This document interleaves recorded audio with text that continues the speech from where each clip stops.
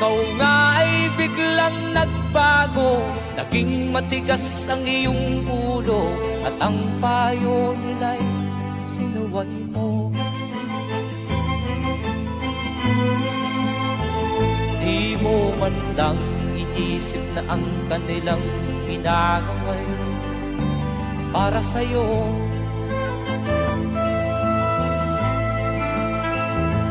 Kat ang nais mo'y masunod ang layaw mo, di mo sila pinapansin.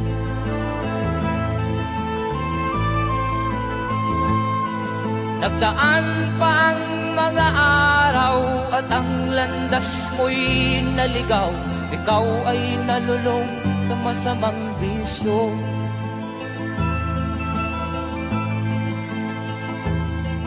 At ang una mong nilapit